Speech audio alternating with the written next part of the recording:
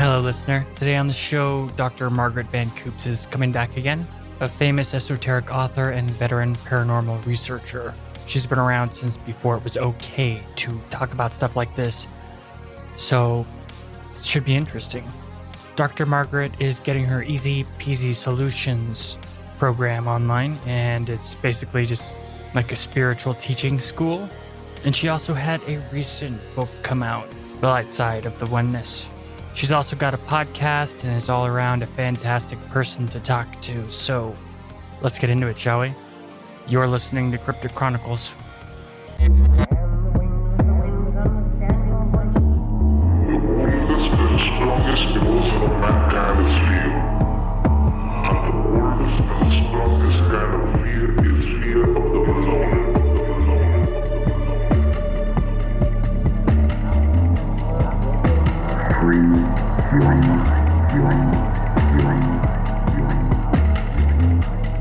Now is the time to take risks.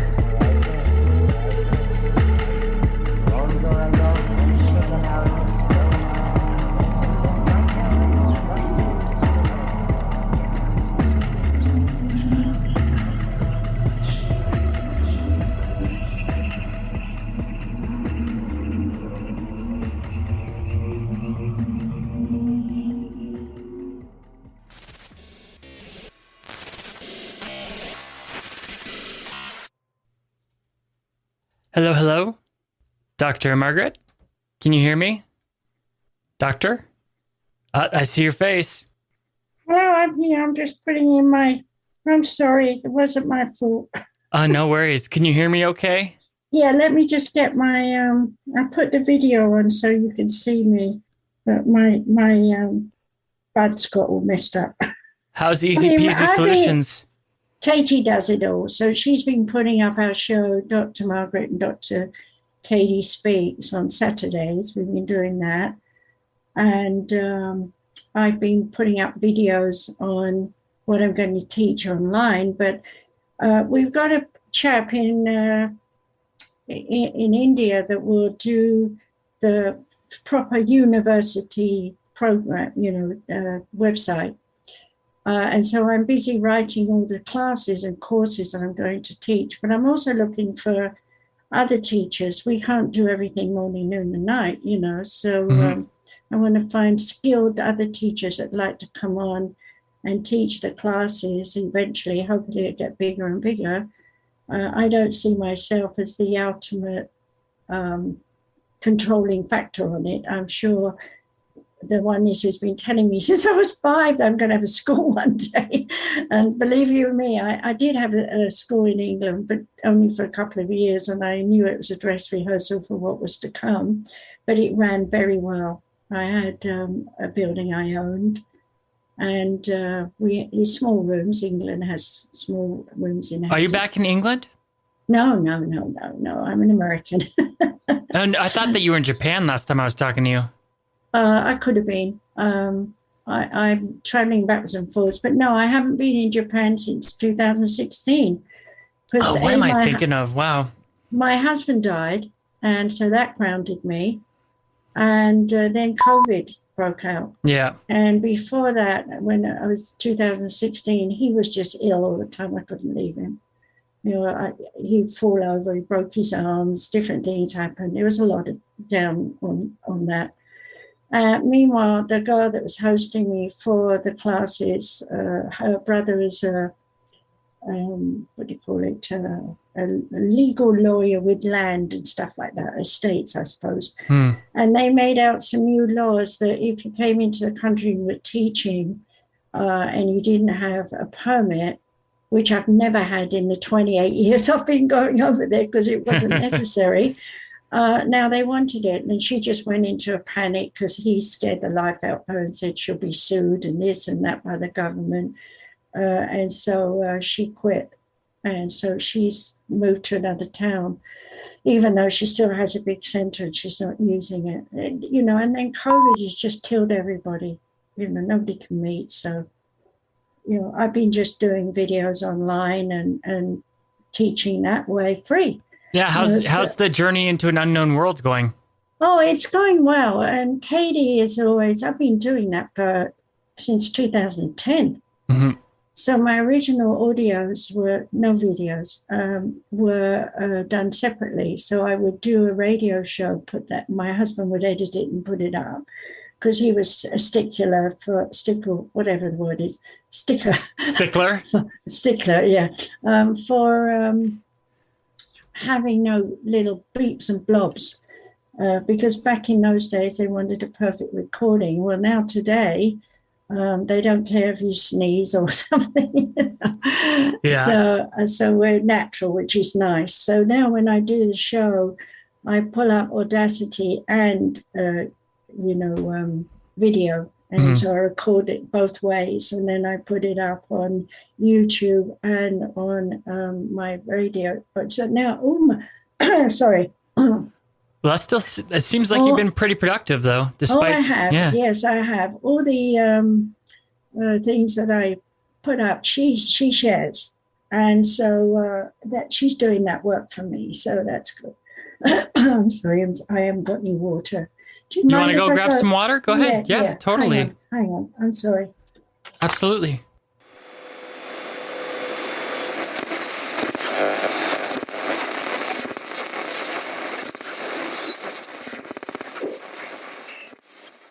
Okay. So what have you been working on lately besides your podcast? Writing all the scripts for the real university. This guy in India that's going to do it for us is going to do it for $2,000 as opposed to here $10,000. But we're being very careful, and I'm the only one that's writing all the classes at the moment because Katie has all these different things I was telling you about. So she's just going to be attending. She'll watch my classes and learn too in the practical ones. So I'm working on psychic development at the intro levels. And tell me about that. Well, the psychic skills are very much in the young babies being born right now. And so we have to teach the adults so that they can bring up their babies to really know and understand as they get older how normal it is. So that by the time they're adults and their parents and they're teaching their kids, we will have 2 more generations of people all over the world who are psychic and who will be listening and paying attention to one another instead of going into hearsay and gossip and all the rest of it that we've got. We're now out of I did a 2-hour talk on the Great Piscean Age of 3,500 years. And now we're in the Great Aquarian Age, which is around 3,260. Did you say that you gave a talk on it? I did a 2-hour talk on it. Nice. How'd that go? Well, I don't know how it goes. I mean, I never go and check how many people have been No, I mean, like, did you feel like it was a good vibe in the room? Everybody got the message? I was on my own. Well, the people who were listening? I was on my own. Oh, you were just recording it? Yeah. Oh, yeah. Okay. That's how I do all my shows. I'm actually in my healing room. I'll turn it around, you can see.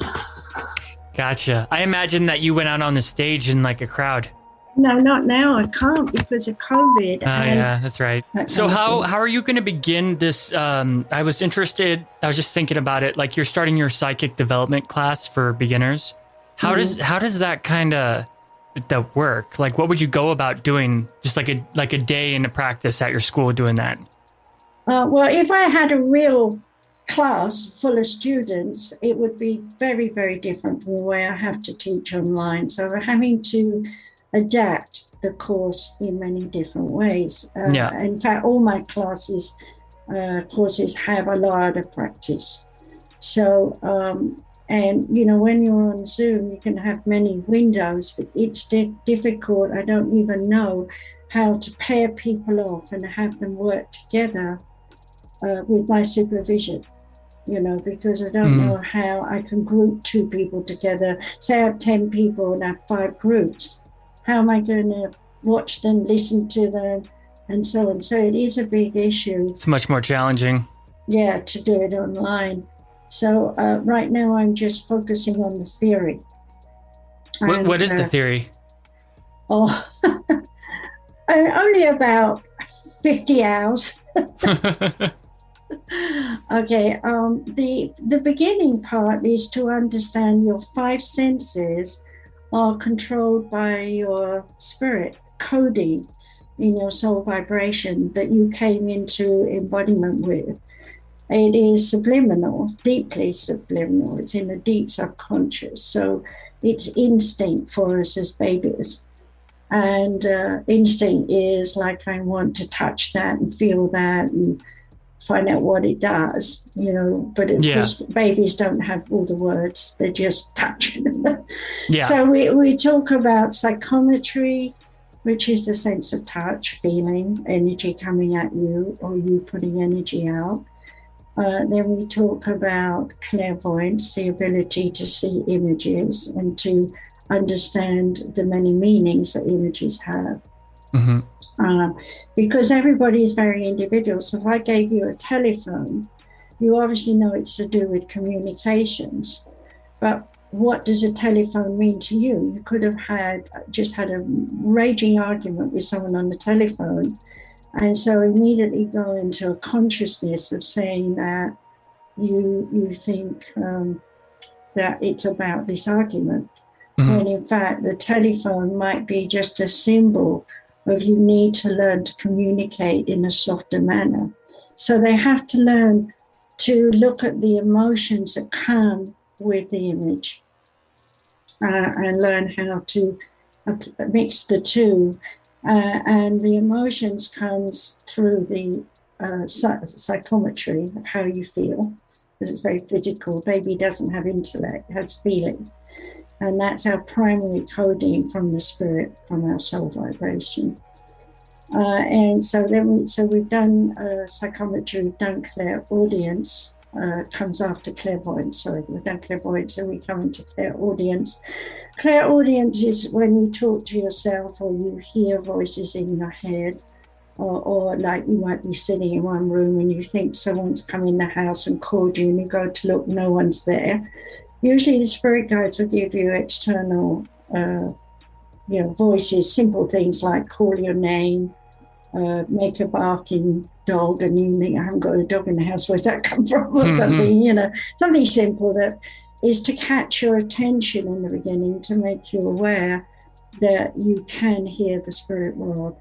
And once you get used to that, then you start learning to listen to your own voice, which is their voice speaking in your voice in your head. And once you get used to that, then they start to give you other voices, and they might use your mother's voice or, voices that are familiar to you, so you're not afraid. Does it require any visualization? In terms of clairaudience, they all come together eventually. I'm just giving them separately, so I have to teach all these different things separately. And when I've taught them the theory, then we go into the practice where we partner up and communicate with spirit guides. All these things are taught. So when you've done clairaudience, so you've done psychometry, clairvoyance, clairaudience, and you go into clairsentience, which is smell and taste. And of course, as infants, we have a lot of prolific smells and tastes because we don't have any, bugs in our nose or, allergies and colds and things yet. So if you, for example, put a baby to mom's breast and mom's breast has got cream on, the child can really smell that cream. And when you become an adult, you might be given the same cream and you don't smell it anymore. So you don't get the same connection. See what I'm saying? Mm-hmm. So over time, your sense of smell and taste changes. For example, you're drinking milk and baby food, and by the time you're an adult, you are having probably food from 10 different countries when you fancy it. So your taste has changed. So your images change as you change. And so they collage together, smell and taste, obviously. And then ultimately, you have to learn to put all five senses together so that you can really read someone And you have to learn to use psychometry to feel the person you're with. And so, I have to put them through exercises where they're working in twos, and then change them around, work with another partner, and so on. So they can't do that on Zoom. No, can't. So is there any like preliminary meditations? Yeah, I have a lot of things that I put them through during the classes as well. So I will be doing some of that singularly, of course, because they're on their own, but focused on how they feel about their familiar people that they're familiar with, because the brain is also a recorder. In the meditation, they do that? Oh, yeah. Oh. Yeah, you can bring up your mother and feel her energy and feel how she's a good one to work with because we've been in the womb. See, I can't do any of that other stuff, but when it comes to meditation, I can definitely meditate really well. But I never do stuff like that. Mostly I just try and not think and have like... that was the way of telling people to meditate years ago, because an empty mind means you're not going to run your conscious mind, which says, oh, itchy nose, scratch, that's a distraction. Yeah, you just focus on your breathing, and then you kind of work into visualizations after that. Right. Personally, I prefer like geometry, but people do all kinds of stuff. Some people that I know who kind of meditate like me, they like to visualize that they're on a rock over a cliff and there's like a river going by. Oh, there's that psychic reverie. Well, they imagine that when a thought pops into their head that's distracting them, it goes down the river. Yeah, I understand that. There are many, many people out there who have their own ways of doing it and share it and teach it. Where I come from is I don't want to give my students a thing to focus on, because it becomes a habit. And when it becomes a habit, in time, it limits what you can get. Whereas I feel that. Yeah. Whereas if you learn from the beginning the right way to do it, from my point of view, which is to have, there's another class that I did. There's so many things, and I'll be doing this online as well, where you actually focus on the wall. And every time you have a thought, a feeling, an image, itchy nose, whatever it is, because it is a distraction. It's a conscious mind distracting you from being there. I have them say out loud, I drifted. Now, when the conscious mind hears one is said out loud every time you've drifted 21 times, it becomes a lesson learned, because the brain learns by association that when you're 21, you're a free spirit and you can do anything you want to do. Yeah, and if you have like emotion too, when you say that, then it'll be even stronger, right? Right. And then when you've done that with your eyes open and you get angry at first, different things will happen because the emotions come up to try and distract you. Okay. So then we do the same thing. If you're looking at the wall, eyes open, and of course, and you're guilty and angry or whatever's coming up, you say out loud, I drifted, just the same. So your brain learns you are not taken down by your emotions. Yeah. They're a passing fantasy, and that emotion passes away as you say, I drifted. And you can train your subconscious mind to just perfectly do that every time. Yeah, because the 21 is the key, okay? And that literally is the key of the door. We used to say when you're 21, you're an adult, you can have the key of the door. That's my generation. Today, they say when you're 21, you can have a beer, but I'm not going to go there. Okay. So then when you've done that, then you close your eyes and you do the same thing. And immediately the conscious mind will say, this is a different scenario, I can fidget. So you start fidgeting, you start getting images, you start going off a tangent with your worries and your insecurities and whatever.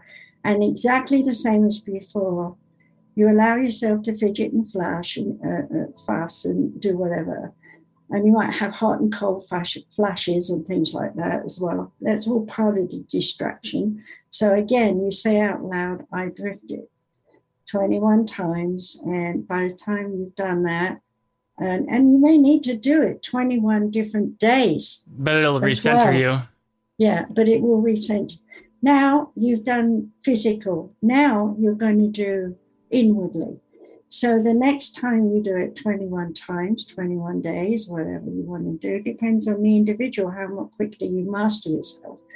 You now sit on your hands because you cannot scratch your nose or fidget or rearrange your shirt or something. You know, it's amazing what the brain will do to distract everything. It'll do anything and everything. It's really annoying. Yeah, so you sit on your hands, and again, when you want to scratch your nose, you don't, if you want to, some people who are high physicals, I let them come out and scratch their nose and say, I drifted again. That's a rehash. I just fight through it. Yeah, but if you don't want to rehash, then just sit on your hands, and every time you want to move your hands or you move your body, you say, I drifted out loud again. And you do that 21 nights or whatever, you know, until you get to a point where you can actually take your deep breaths and you breathe in and out 21 times and not think anything. That's the good stuff. Yeah, and at that point, when you're not thinking anything, you'll slip into images. And because your conscious mind wants something it can hold on to. So the images that you're going to get will be out of your life. The hypnagogic state, right? Yeah. So at that point, you're going to say again aloud or softly or in your mind, depending on whether you're intellectual type or physical type or emotional type. You'll sit there and say, every time you see an image that you know is out of your past. For example, I was working with my teragrams, my core teragrams recently. And so I got into that image thing and I was seeing my old school. I was seeing, you know, when I was in school, I made a jump from my school to when I was in school. Now at that point, I didn't say I drifted or anything out loud, but I said to myself, I drifted. And immediately I fell asleep. Okay. Now, falling asleep is a way, which I wanted to do anyway because I was in bed. But, you know, I was not looking for the reasons. I was looking to release the energy from my spine. I have a bump on my spine that is just muscular. I've been having chiropractic manipulations for over a year because I got my car dragging me down my freeway, not my freeway, my pathway. So it was silly. But anyway, it's another story. So I'm still healing it and have been all this whole year. And so I've got to a point where it's almost smaller, you know, it's smaller, but not gone. So I put the core teragrams in that area. And so I was focusing and my mind wanted to take me into climbing the stairs in my center. And then it wanted to take me to the school I was in. And I didn't want to do that. I didn't want to know what I was storing back there. I just wanted to heal it. So that's when I just said to myself, I drifted. And because I'm used to meditations and all the rest of it, I just then turned over, making sure my teragram is where I'd want it. In fact, I'm wearing it on my back right now, stuck with plaster. And it's healed it, almost gone, okay? You know, these are things you can do when you get to a point of subliminal energy, because you move through your energy into the deep subconscious.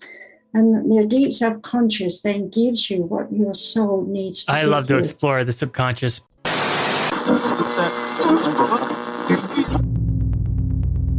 Do you like food? Do you not like going places? Do you like staying home and having food brought to you? Well, you're in luck, because a thing called Blue Apron exists. With multiple pricing, there's a way to get the gourmet delicious meals under any budget. And it's totally worth it. Cryptic Chronicles would not promote Blue Apron unless it knew how good it is for you. With all the junk and everything these days, the majority of people sustain themselves on poison and don't even know it. A healthy spirit, mind, and body requires a healthy lifestyle, and the ability to take care of yourself, and feed your body all the nutrients it needs to function at its best in our highly demanding lives. You get to choose your own meals. The chef-designed recipes include balanced Mediterranean delicacies, quick one-pan dinners, and top-rated customer favorites. Unpack your home-delivered box with enthusiasm because there's a guarantee on freshness and the highest quality of all Blue Apron products and ingredients. Create magic following our step-by-step instructions. You'll experience the magic of cooking recipes that the master Blue Apron chefs created with your family's tastes in mind. With step-by-step instructions, so you never miss a beat and have to get frustrated about making the meal. I know I do that. At least, when I'm not eating a delicious Blue Apron meal that is responsibly sourced, quality ingredients like fresh produce, sustainable seafood and exclusive spice blends means you're going to have a meal that's top tier over the common fast food garbage most people eat. And Blue Apron cares about the environment, which is another reason I love them so much, with recyclable ice packs and packaging to ensure your ingredients stay fresh until you're home and ready and easily disposable for the health of Mother Earth. Do yourself a favor, and take care of your body and mind the way nature intended it, with a healthy meal that's also gloriously delicious. With Blue Apron, the yummy goodness is dropped off right to your very doorstep. So if you like food, and you like not going places, then why not try Blue Apron, and give your mind a rest from going to crowded grocery stores, and writing a list of stuff to get, only to forget half.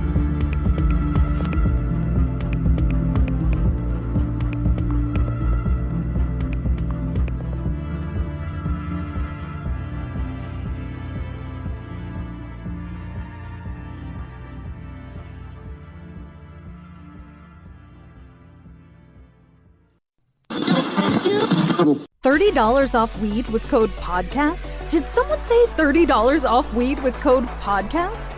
Amuse delivers over 500 high-quality cannabis products from the Bay Area brands you love at everyday low prices. You can also rest assured that everything will be up to your high standards. So what are you waiting for? Start shopping now at Amuse.com. Use promo code PODCAST to save $30 off your next order. That's AMUSE.com.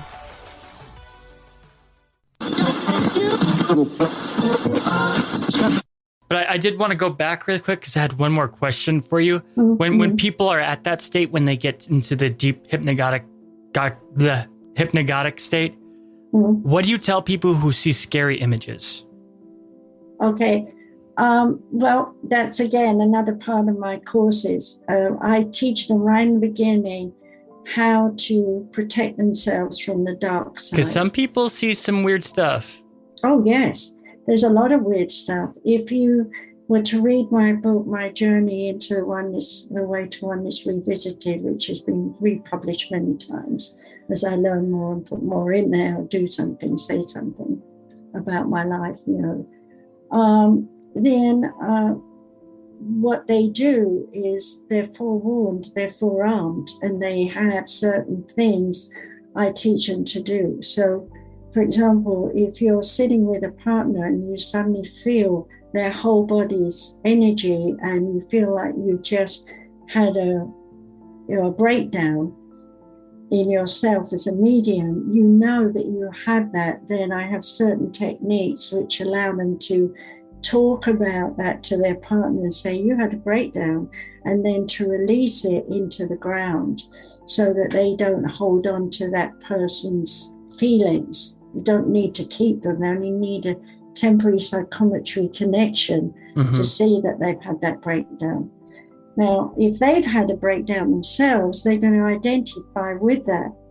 So we have to also give them techniques where they can release their own breakdown at the same time. So there's a lot of different things I teach the students in practical work as they come up. But I also spend 2 or 3 hours at every, workshop that I'm teaching, training, because they're day-long workshops, 2 hours of theory before we even get into any practice. Do you teach that the hypnagogic hallucinations might be something from their subconscious that could teach them something, even if they do look scary?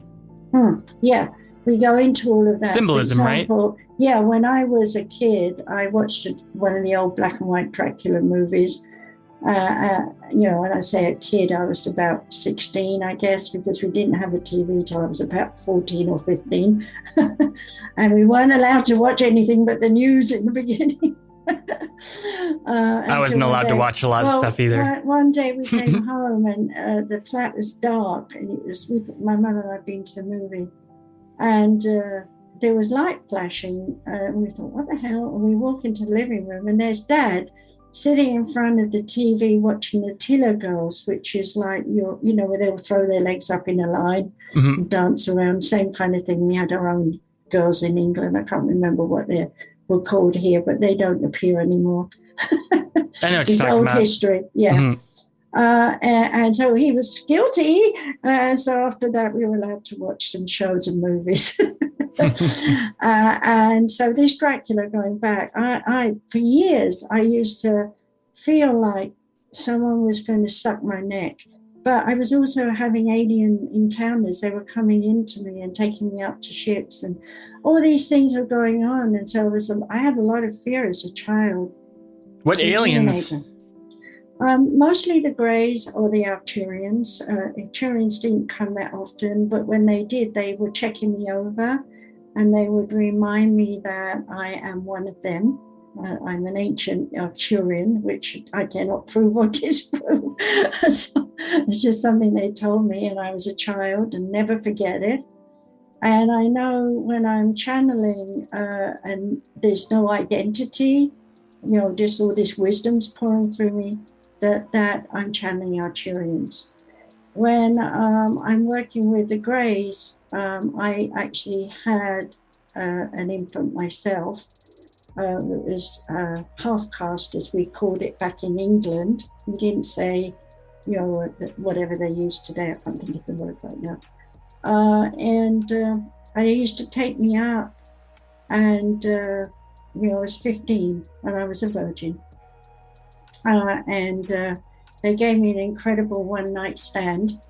It was all mental. I knew that later while they were inseminating me. But it was an incredible experience, even though it was all in my head. And when I was sort of 3 months pregnant, I started getting this little butterfly feelings that a woman gets down there when the quickening happens.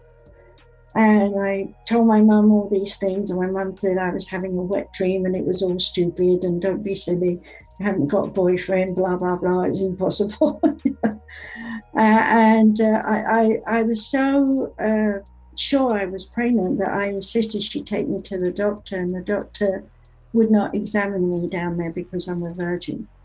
And then about a week to 10 days later, I woke up and I wasn't pregnant anymore.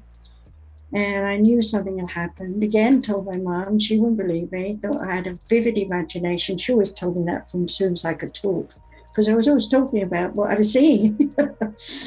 And she couldn't see it. I did find out she saw the Greys. What were the Greys like? Well, there's different ones. The one that used to come and play with me was the same height as me, very small, under 3 feet. They got kind of a bad rap, Yeah. He would play with me and he would tell me stories. I don't remember them, but I know he did. And my third son had the same thing. And I would look over the balcony, I'd hear him talking one-sided conversation. He was playing in a box.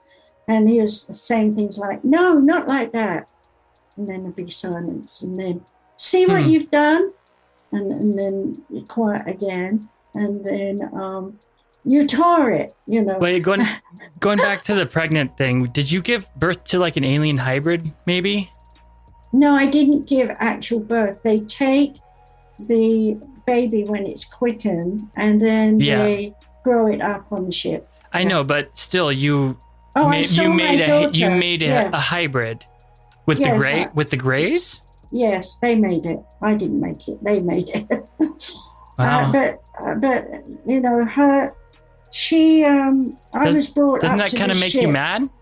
No.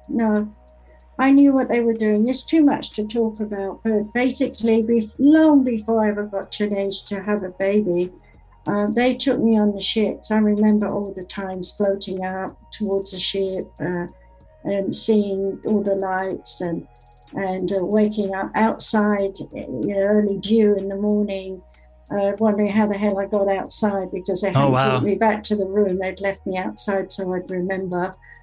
Different things like that. And of course, I had to keep it very secret my whole life because being a medium from 21 in England, I could never tell anyone. Yeah, you can't talk about that stuff. No, you couldn't. But now I have. I've gone on out this to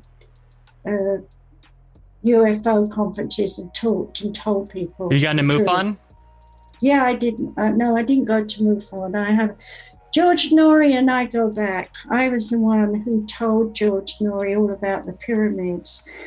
We were working for a detective sort of agent, psychic detective agency. With really? Al was running it. And because I'd been working with the police in England on murder cases and things and helping them find the murderer, I did several of those, he wanted me to work with him on that, and I'm doing readings in the booth where he is. And into this came George, and he wanted a reading, and and I sat with him and told him all about the pyramids and the Sphinx, and everything that I told him has come to pass. But what'd you tell him about the Sphinx and whatnot? Well, my grandfather, first of all, you have to understand, my grandfather was an archaeologist, a magistrate, explorer, and investigating graves and things as well. He did a lot. He worked with Carver out there as well. But this was during the war. I got a picture of him standing with his men underneath the chin of the Sphinx on dirt. That's how much it was covered up. Oh, wow. And he told me when I was small, that there is a whole big building underneath. He didn't, he didn't say what, but he was a dowser, you see, so he'd walk around dowsing, and he found how big it was, and he speculated it was a lion, and so I got that from him. I can't say I got it from the spirit guides. But once I went to Egypt, and I went into the Great Cheops Pyramid and had my own unique experiences, which is in my book, my life stories, my journey. Did you see the water damage on the Sphinx? That doesn't really make sense. No, I wasn't looking for that at that time because it was when I went. It was. Oh, it was buried. That's right. No, it was not buried. It was they got down to about 2 feet of the pores. Okay, so what they're looking at now with water was not visible, and it was midnight when we went, so I wasn't able to look at anything like that. We were sneaked in. Well, it's estimated that I might be wrong, but it's estimated that around 10,000 years ago would be the type of environment that would cause water damage on the Sphinx. Oh, yeah. There's so much more there than people know. When the ocean came in over it all, that's where all the sand came from. But that's kind of out of the narrative. People say that Egypt only existed like 6,000 years ago. No. It wasn't called Egypt, obviously. No. But according to what spirit guides have shown me, the actual Cheops pyramid is standing on another base. If they were to dig down another 20 feet, they would find a concrete base. These big slabs and things that everybody talks about. And with the statue, I already knew that there was rooms in there, a library. There's books in, there's stuff in there. Well, it's not books, it's not the way we think. The technology was there. And, you walk in a place, oh God, so many things I could talk about. I'm going to tell you one thing out of my book, My Journey into the Oneness. I wrote in there. I came out of body, I dived in the ocean, I went down deep. found a crevice, wiggled through the crevice because I'm a spirit, and came up in a vacuum area of like a water pool, came up there. And as I came up, lights went on. And as I went over to the wall, all these screens came on, and they were full of, I'm not good at math, formulas. So I'm looking at them, and I seemed to know what they were, and I was checking. And then, and it knew my name, knew who I was. And so then I felt that whatever I was checking was fine. And then I left, I came back out the way I came out, up to the surface of the water, and then I was back in my body. So what do you think that was? Well, I'm going to tell you. Oh, okay. Okay, because what I saw, you now see on TV series where they have these screens and they slide their hands across like this, like I'm doing, backwards and forwards, and you do it on your phone all the time. You want to look at your pictures and you just slide them along. Well, that was what it was like, only it was 3D. So I could. So it's like a hologram. Like a hologram, yeah. And I know that that's deep underneath the Sphinx. There's a lot of records down there, but we are not ready for it. And when we just slide those pictures across and look at them and touch them and it makes it bigger, that's just baby stuff to them. It's baby stuff, What do you think that they are? The wisdom of the ages is long gone in terms of us here, because this earth is billions of years old. Mm-hmm. So when we talk about aliens living here, of course they have. And when we talk about the dinosaurs and all these kinds of things, they were brought here.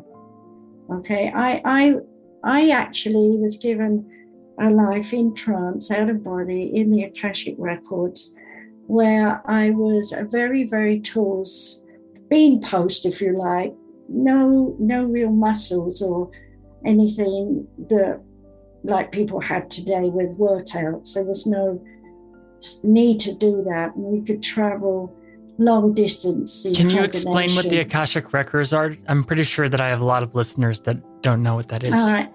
The Akashic records are in the oneness of all that is. And when we try and understand the oneness of all that is, we can't. It's impossible. So what the spirit world does for us is creates an area that we go to from Earth to there for us as our species to be able to die and recover our spirit and rejuvenate and look at all our past lives and put them into a string of awareness that allows us to know I am that I am and that I exist. And, that is pretty well where people will go into halls of learning and schools of knowledge and wisdom to repair themselves from what was, find the true self, and then think about returning to this earth. Now, if we're old souls beyond any knowledge and wisdom, ancient souls, shall we say, then we return to the different levels in the fifth plane of evolution. And when you can understand your soul source, then you are considered, an ascended master. And then you come back down on earth and teach what you can relative to the times of evolvement. And, if we talk about Gandhi, for example, he is an ascended master. And if we talk about different scientists in the past, like, I can't think of his name, well, I've dried up. I suppose they don't want me to talk about him. But, Nostradamus, was beyond his time. Not an ascended master, but pretty ascended in terms of why he wrote everything in stanzas and things like that, because the world wasn't ready for it. And then we've got all the things, like, for example, the walking lion that was made back in Elizabethan times.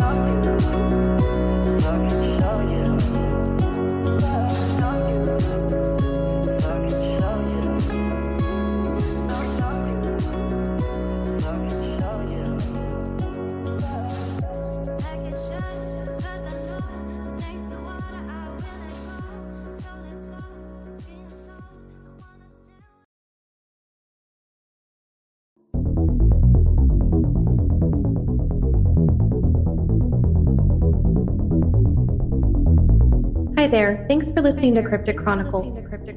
The show is sponsored by Blueberry, and if you're interested in starting your own podcast, use our link. We'll even give your podcast a shout out.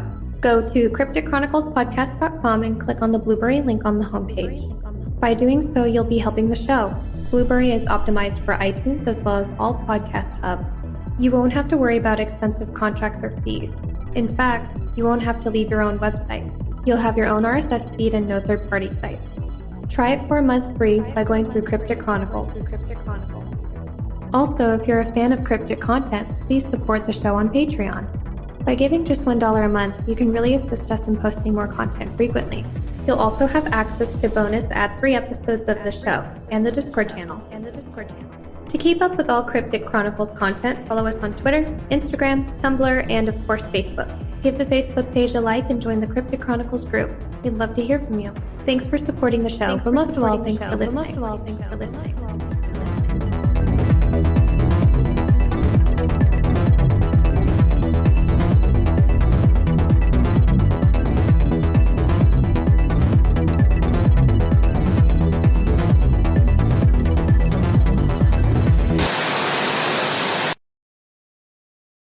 You know, there's so many people came and gave and left because we needed to be pushed onwards in our growth. And if you look at the growth that we've gone through since 1980 to now, okay, which is only 40 years, or 42 next year, you know, what we're actually looking at is a tremendous leap in our consciousness. Oh, massive. Never done before.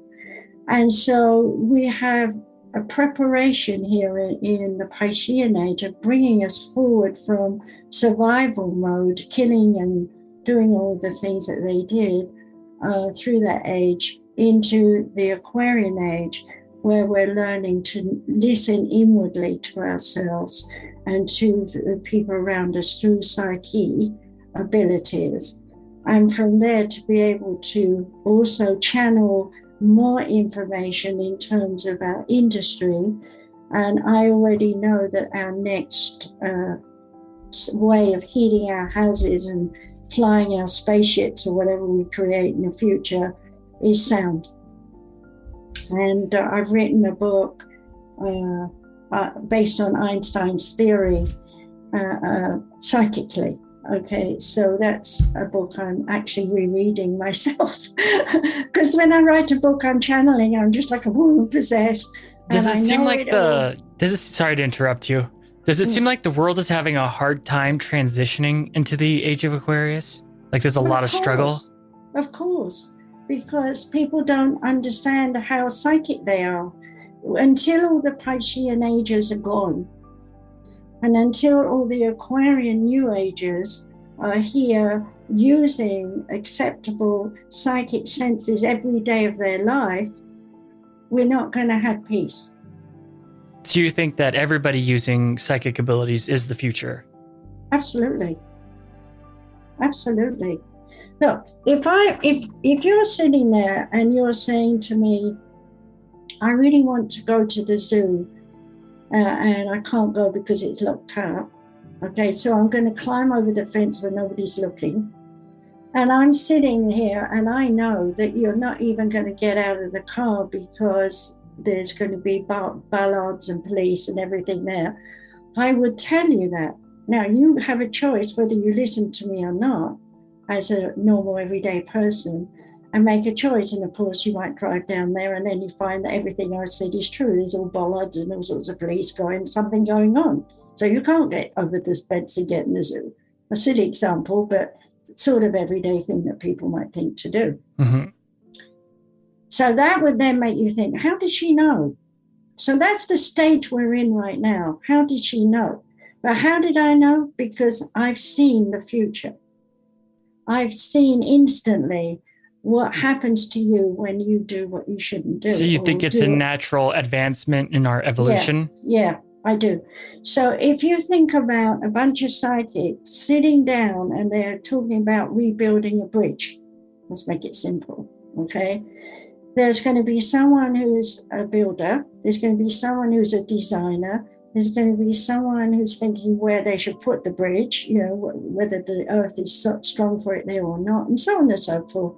And they would each say their piece, and then they would listen and congregate to find the unity of where exactly that bridge is going to be built, when it's going to be built, how it's going to be built, why it's going to be built. Everything will be absolutely 100% stylized according to the style of what is needed for that bridge. And because they'll have sound, they'll also know how to build a bridge that is able to oscillate with earthquakes so that they don't fall down. See what I mean? Yeah. So sound is going to bring a big new consciousness into the world as to how we live. Tesla said that everything is vibration. Well, I didn't even study Tesla until somebody said to me about 6 months ago, Tesla's stuff's coming out. So I thought I should go and look at a few things that people have said. So I read or looked. And I thought, oh my God, this is what I've been writing about for years. I didn't even know. Yeah. Tesla's amazing. Yeah, well, again, an old soul comes down, ancient soul comes down. He claimed to get all of his ideas from aliens. He said that his brain was just a receiver. Yeah, exactly. I'm the same. My brain is a receiver, and you could ask me anything, assuming I've got someone with me, that I don't know, and I will be able to tell you 100% I know. Does that mean I know tomorrow? Not necessarily. I probably forget most of it. It's just interesting that such a mainstream, famous, and accomplished scientist would say something like that. Because in mainstream society, he could get ostracized for saying something like that. But he said it. Yeah, but you have to realize he said it later after he'd been accepted. And he was already a success. That's true. And knowing that he would not live to be ancient. So, he had to get everything out. And when he'd got everything out, then he suddenly got, and he was gone. And a lot of people were that, where is he gone?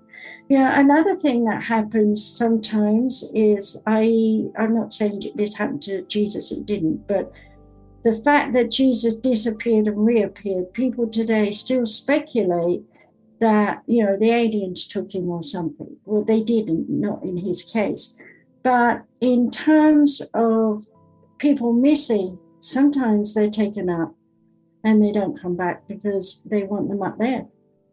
They're working with them and doing something, Yep. I know that, if you really want to know about my journey yourself, get my journey into the oneness, and you'll see I've put in quite a bit about my alien encounters. And going back to when I was made pregnant, my daughter, I was going back up there to teach her a group. I had a group of about 16 children. And I had to teach them how to bring out their emotions because they've been brought up by the aliens who are very intellectual. It's not that they don't feel, but they basically don't need to expound those feelings, because they know if you expound the feelings in the negative, you lose sight of where you're going and what you're doing. And they're procreators of new worlds. They build new worlds, and they populate new worlds. That's their job. And so when they test us to, like, putting me in a room full of spiders, because I'd been literally held in bushes by nasty boys when I was a kid, and had little baby spiders crawling all over me. So you can imagine what horror I went through. So they used that literal, put me up on the spaceship, put me in a room, and I had ginormous spiders, like a foot across, to tiddly little ones, all crawling all over me. Why were they doing that? Just to make you overcome your fear? To test me, to see how much fear I had. Oh. And I was screaming. I remember screaming. Seems kind of messed up. Yeah, it is. It's horrifying. And then all of a sudden, the room was just a white room, white ceiling, white floor, white everywhere. And there was no spiders. And then they came and told me, it's okay, you did well. I don't know what I did well, but they were looking to see my strengths, you see, and train me to not be afraid. And I had many, many fears as a child, and one by one, because I was even during World War II, after the war, I was even going into, many of the men were still in prison. We didn't get them all back right away. And I was going out of body and into the bodies of men who were being, for example, one man was being drowned in a bucket of water. And then they'd pull him up and say, tell me this, and then put him down again. And every time he went down the water, I went in his body to get him so he could survive. You know, wow. And there were lots of little things like that I was doing that I don't really talk too much about, or haven't, because people would say I've got a vivid imagination, just like my mother, because I go running to my mum and tell her right away. And she said, what are you talking about? Of course you haven't been in someone else's body. You're silly. You know? But I was doing this stuff, and I was a child. And I'd wake up going, because I'd given him my breath, I'd given him my life, you know, and I'd come out of it the last time because they didn't dump him anymore. He was unconscious, and I could leave him. And I woke up panting like hell, you know. So I could write reams and reams of my experiences, but what good does that do other than tell people, you know, my stories and have them say, like my mom, oh, she's got a fantastical mind, you know? No. So I kept it quiet. I didn't tell anyone. But when they finally told me I needed to talk to people about the aliens and my experience, I went out and I did give lectures. But, you know, it was funny, really, because every one of the 5D events that I did, he didn't have a good attendance. They messed up my recording, so people didn't get to hear what I said. So it wasn't shared. What? No. And then I realized they did that on purpose. Spirit wanted me to go and speak about it, but not for the world to know about it yet. So what came after that was me doing my radio show and talking about it in videos, you know, and I'd say a little bit here and there in with what I'm teaching. And so I've been doing it that way. So going back to my daughter, picking up where I left off, my last time with her, I was about 40. I was in this country, and they took me up to the ship. And I remembered that because I had a beautiful flowering, smelling thing outside my window, and the windows were open because it was summer and hot. I remember smelling that and standing at the foot of my bed with the alien, and then I was on the ship. And I was in this room where I used to teach them, but I was alone. And then into that room came my daughter. She's really pretty, and I was. This is your hybrid daughter, right? Yeah. She's she has little hair sprouts that are twiddled around like the black children do it. I thought it was really neat. And I always used to wonder why I loved the little black children's little whatnots, you know. And that day I knew, because she did her hair in the same way. And her eyes were normal like mine, but probably twice the size of my eyes. Oh. And her nose was a little bit more flatter here on the bridge, but was normal at the bottom. And her mouth was slim like mine, and her cheekbones came down. So she didn't have a wide jaw, she had a narrow jaw, still has, I guess. So this was, I'm trying to think how old I was when that was my last encounter with her. So I was about 40. I'd come over to America to do the first ever psychic convention at the Shrine in LA. We were all British teams that come over to do it, and then he'd had a few Americans join up. But there wasn't much pull on Americans in those days because Americans didn't know anything about metaphysical studies. Mm-hmm. So we arrived to show America what we knew, because we'd all been doing it for years. And so I was about 40. And it was just before I left to come to America that I saw my daughter that way. And they were leaving. She had been given permission to say goodbye to me. And they were all leaving to go to this planet, which was a number, which I don't remember. And so there was a little sort of emotional sadness between us that I wouldn't see her anymore. Then I left, and I was back in bed, in my bedroom. And standing there smelling my flowers again. So they let me remember it. It's kind of a bummer. Yeah, and then I was in my this house only 2 years ago. And I was out in my garage, and I was smoking then. No, it might be 3 years ago. I was smoking then. So I was having a cigarette out in the garage because it was winter. And all of a sudden, Kai, who's the father of my child, comes to me in my head and says, "Congratulations." And I said, "What for?" You know, nothing was happening. My husband was ill.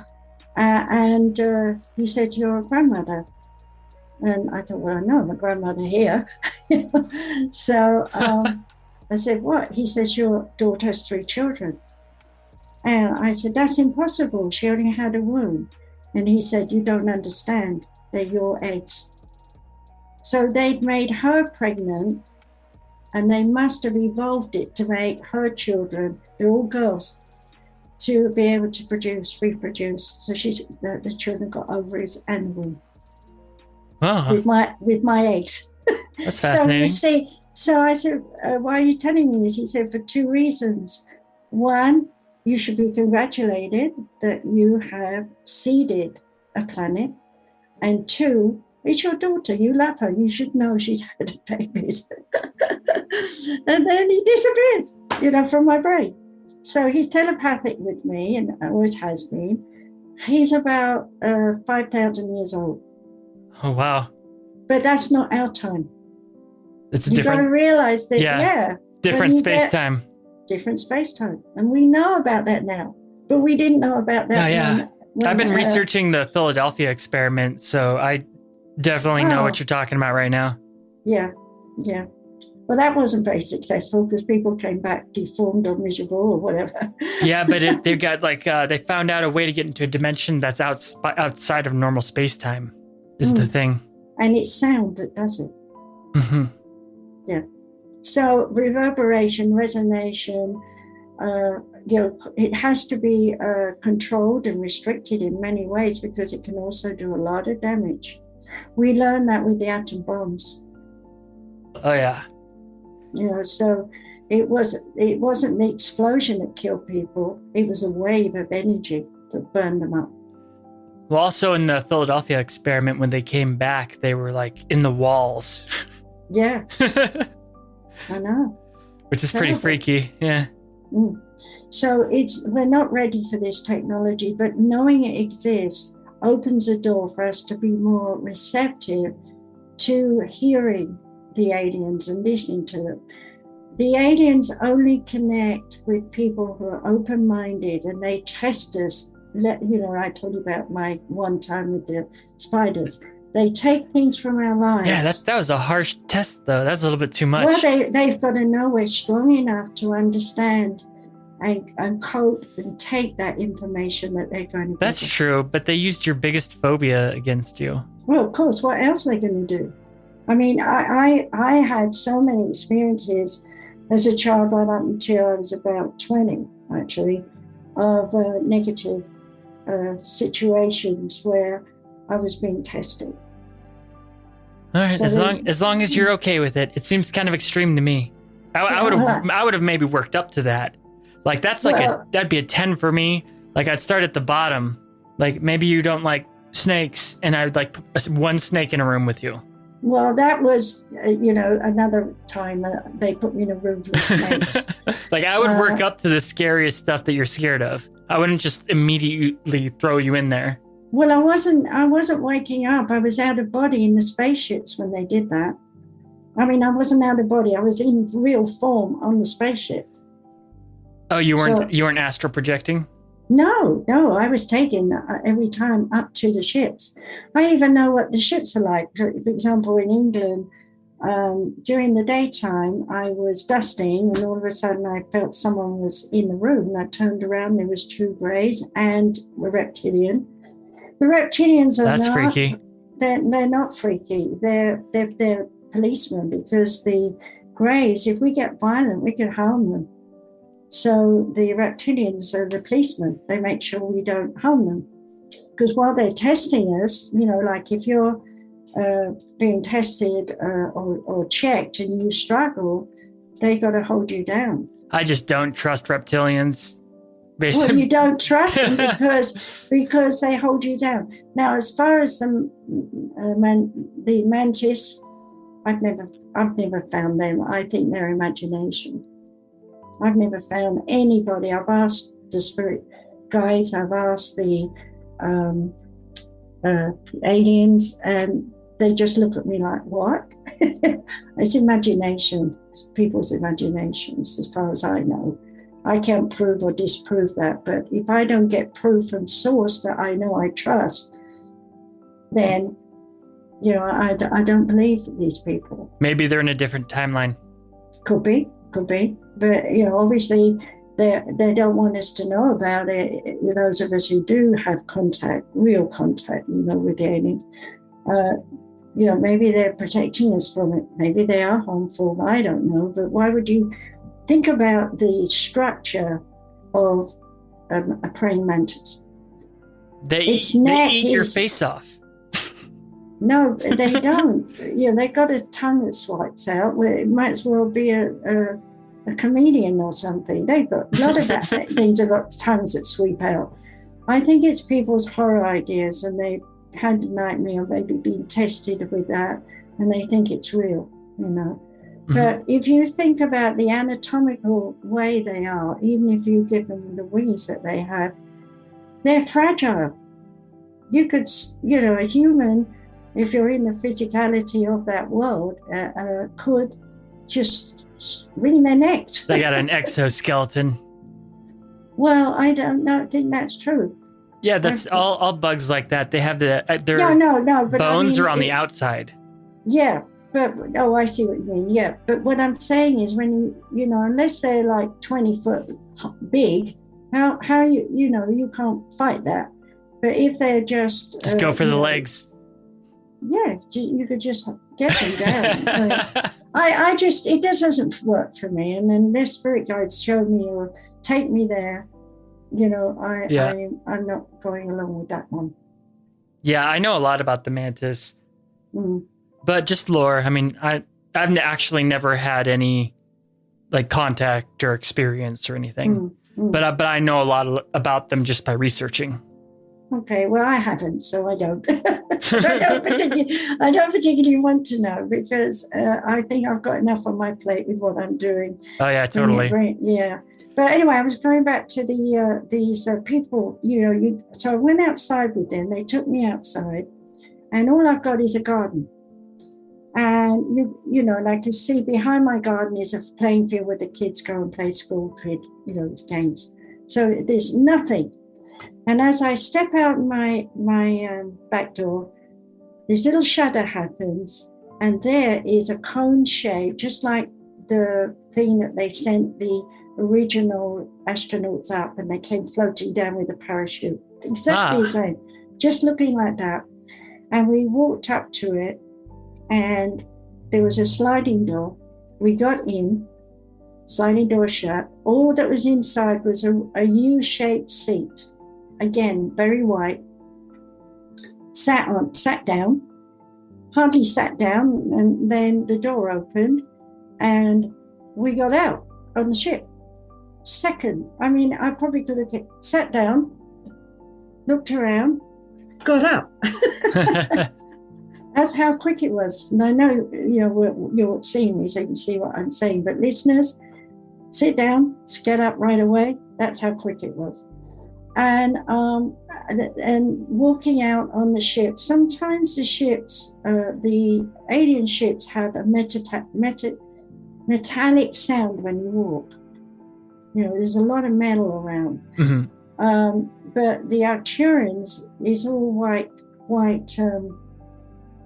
Just, I don't know how much of it is really real. It's biogenetic. The ship changes. It's like physical? It's like physical. Is it alive? It is alive. It's like a computer itself.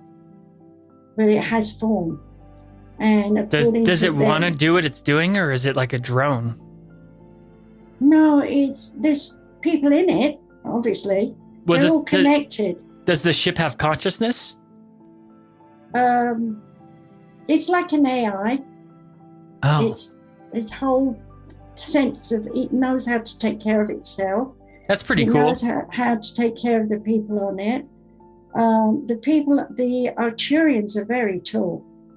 I remember going up there at 7 years old, and this man is humanoid sitting next to me, and he must, I don't know, it's hard to assess when you're 7 years old, but mm-hmm. He must have been at least 20 feet tall, and he's sitting down. So, and in this little white table I'm lying on, while he's checking me, his hands are like twice the size of my hands as I saw it Freaky. Then. So, and he was just checking me. It was very nice. And he said that I must always remember I'm one of them. Now, I've been to their planet, which is dead, but they're still there. It's dead? And they're like wisps of smoke. Huh. That's their spirit. And then they'll shudder, and then they'll become human form. But they don't live in human form. That's weird. They are soul. They are spirit. So they're just like fully spiritual aliens. Yeah. Now, I used to be taken there by Sister Teresa, one of my guides I had in the early years. She's part of me now. I don't really see her or hear her. I just know. She would take me there. It was like full star on the right, third star on the left or something, zoom, zoom, zoom, and we're there mm-hmm. through space. And I had a light down on the planet, literally come floating down, because my spirit could do that. And then I'd wait, and then this shuddering like smoke from a cigarette would come, and then he would shudder some more, and he would be there. And I said to him once, it's all in my book, I wish people would buy it, actually, and read it, My Journey into the Oneness. No, I read it. No. I read the other one. The light side of the oneness. Oh, that's the evolution of I gotta read the other one still. Okay, well, I've got 17 books published. Oh yeah, I know. Anyway, so in my life story, I put in quite a bit of the aliens and spiritual things that I went through. And so in this particular story that's in there, it was one of my first times there. I said to him, why are you here on this derelict planet, And he said, is that how you see it? Was that correct? And I said, yes. He said, sit down. So I sat down on the rocks and dirt that was there. And he just put the back of his fingertips to the earth, and a little water spring came out. And then the next thing I saw was grass growing everywhere. And very quickly before my eyes, I was sitting in a garden. And so he was showing me right then and there. Like a vision? No, it was real. He was showing me right then and there that they have the ability to transform anything and make it solid, or make it liquid, or make it gas. And they do not need a body. That coincides with physics. Yeah. So I was learning, and I went back many times, not always to remember it when I wake up, but within days it was given to me again, so I'd recall it. So, my brain goes where most people's brains doesn't go. Oh, mine too. I like it though. Yeah. So, any other questions? How are we doing? Yeah, I got about 10 minutes left before I gotta go. Is there any stuff that you got going on soon that I can help you promote? Well, it would definitely help me if you could ask people to easypeasysolutions.org is still up. Okay. And for the sign up page. And what I would like people to do is to go there and tell me what they're interested in and what they would like to study. Because if I get a core of, say, 5 to 10 people who are all saying the same thing, then I will set up that class and we will start teaching. And of course, if they're beginners, we start with intro lectures, talks, and things like that.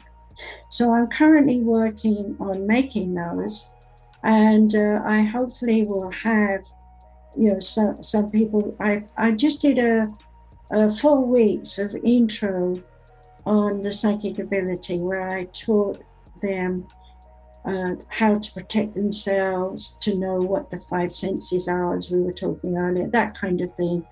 And those are up on Easy Peasy, so you can go there and learn that. I'm not sure if Katie put it on Sumari's education site. I got the link right here. Yeah. Okay. So everybody listening to this, make sure you go to easypeasysolutions.org and sign up. The link will be in the show notes, as well as all the other links to reach Dr. Margaret, as well as her books and her podcast, which is called Journey into an Unknown World. And it's very good and you should listen to it. Well, when I started doing that show, they were half-hour shows. The guy who wanted me to do it pushed me to do it. I was resistant, and I'm so glad he pushed me. He wanted me to be a host and have people on, and I said, no, I don't do that, because, I'm not going to ask people questions I already know. So I said, I don't want to do it. But then he said, well, why don't you just teach what you know? And that's when I came around to doing it. And they're all teaching. There you go. Loads of stuff you can learn, and never, ever come to me for a class. But those classes sound good. I mean, if you really want to get good at meditation, that sounds like a pretty good place to be. Yeah, I've got a lot I want to teach. We're starting off with psychic development, obviously. That's why, because we need it for the kids in the future. And then I'm going to be teaching hypnosis, introductory. And then I'm going to be teaching introductory psychology and psychiatry.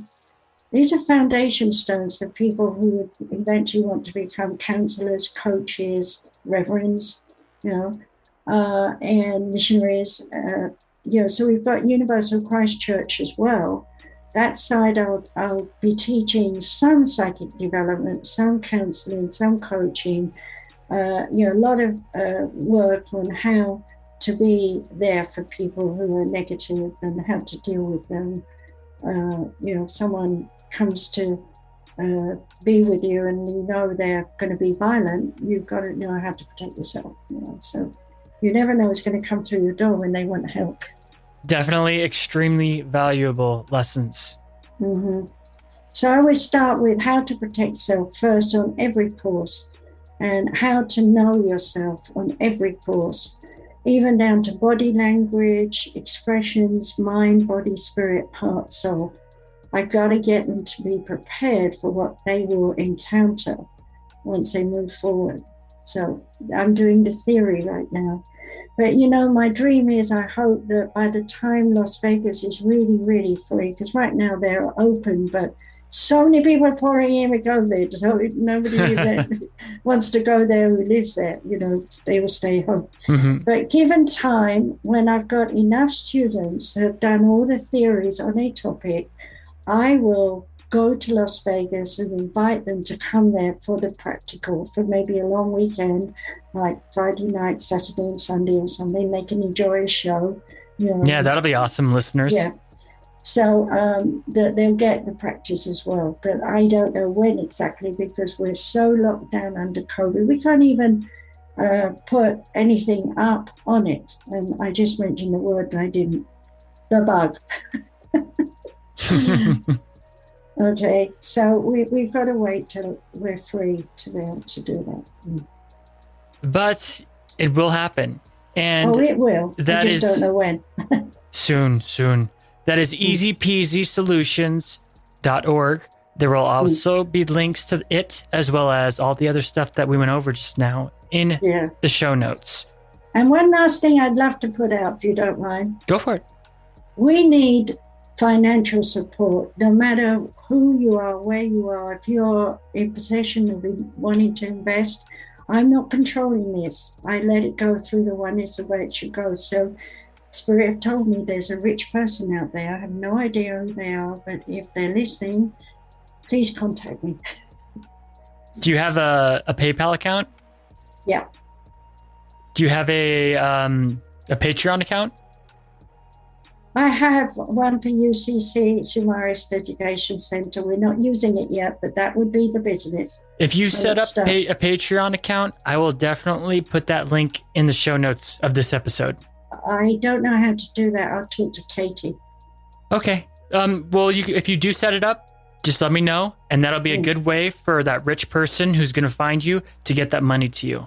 Yeah, and Katie Kamara is my partner in this project.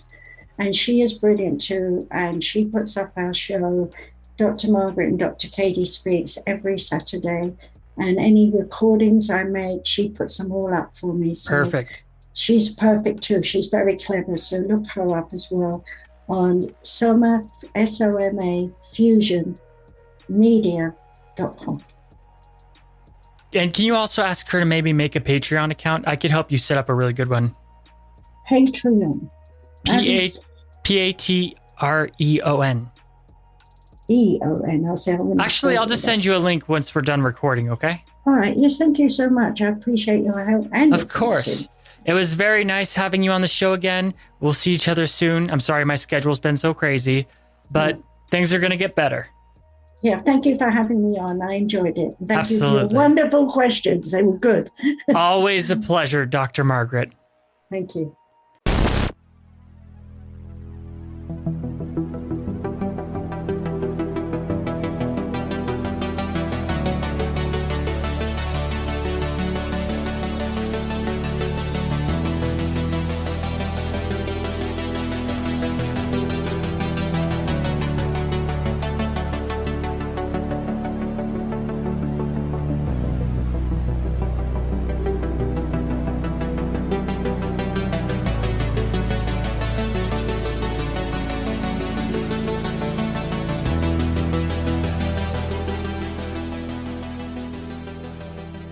That's all for today's episode. If you're interested in any of Dr. Margaret's work, I'll leave the link to everything in the show notes, including her podcast, Easy Peasy Solutions, her books. Go ahead and check it out. As always, Dr. Margaret is a wonderful addition to the show, and I just like her a lot. I think she's pretty cool. She's pretty much like probably one of the most interesting people I've talked to on here. And who knows, maybe she'll be a regular on the show. At least like maybe every 10 or 15 or 20 episodes or so. I like to mix it up. I don't want to get too stale on here. That's why I'm also thinking of doing more like compilation episodes of multiple topics at once to just kind of keep things interesting. Anyway, Cryptic Chronicles is available on iTunes, Spotify, Podbean, Stitcher, Amazon, Google Podcasts. It's on a lot of them now. Just look for it and it's there. If you can, make sure to review, like, or comment wherever you hear this content.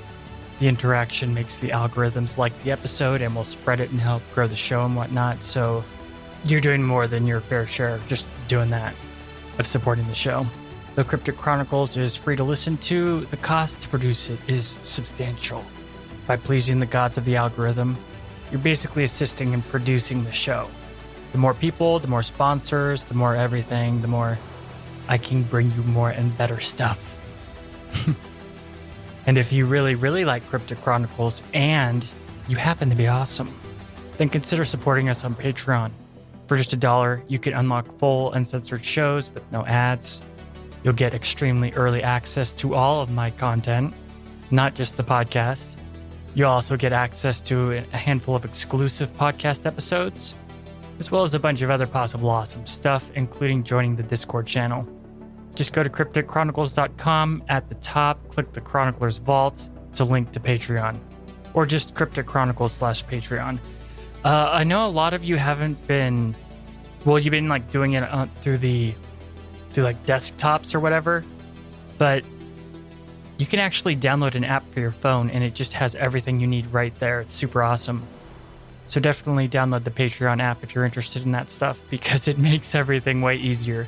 And speaking of awesome, I'd like to thank my current patrons: MJ Calvo, Adrienne, John, Celestial Weavers, Alien X, Lorna Grubb, Paul, Linda Gonzalez, Angela Delaire, Ashley, Brad Herbert, Lawrence Lee, Patricia Coles, Kayla, Max, Michael Worrell, and Jimmy Woods. Thanks for supporting Cryptic Chronicles, but most of all, thanks for listening. And as one of the most interesting researchers in consciousness once said, when I first tried a sensory deprivation tank, people thought I had lost my mind. In fact, I had found it.